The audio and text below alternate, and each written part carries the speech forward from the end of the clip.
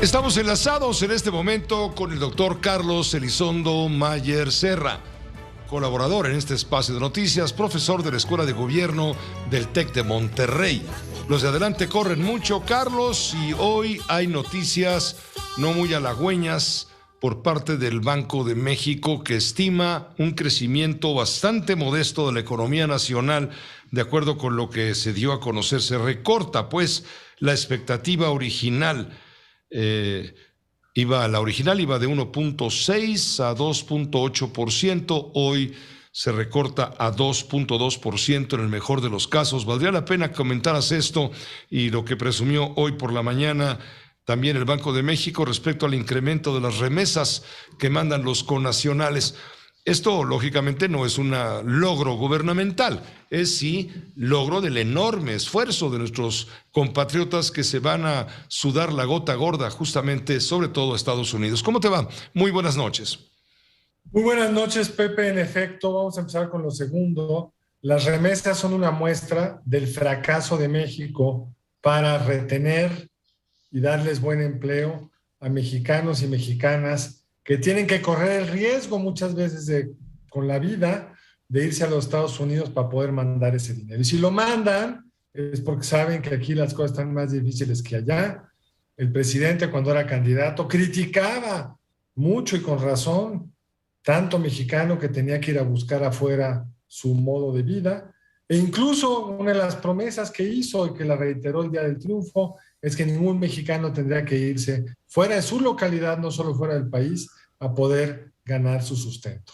Desgraciadamente no ha sido así. Los datos ahí están. No solo las remesas crecen, sino cada vez crecen más el número de mexicanos que es retenido por las autoridades de Estados Unidos tratando de cruzar a los Estados Unidos.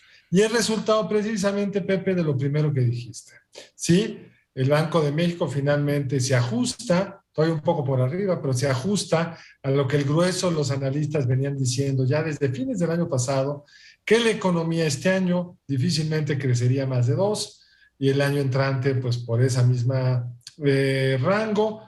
Esto antes de la guerra, antes de la invasión rusa a Ucrania, ahí cayeron aún más las perspectivas.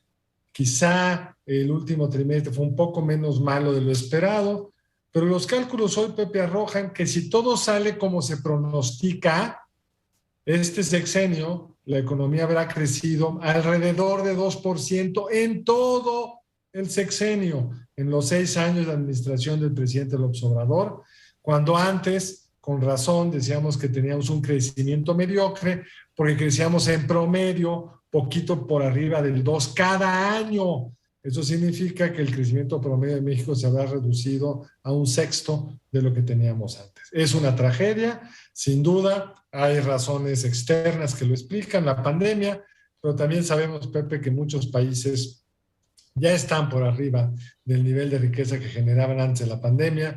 En el caso mexicano no estamos ahí porque la inversión privada, sobre todo, no ha regresado a los niveles que se tenían antes de la absurda cancelación del aeropuerto de Texcoco, que mandó una serie de oleadas de incertidumbre al inversionista mexicano. Entonces, como país, el reto es qué podemos hacer para crecer, cómo podemos revertir esto, cómo podemos asegurarnos que los mexicanos tengan oportunidades en México, Pepe.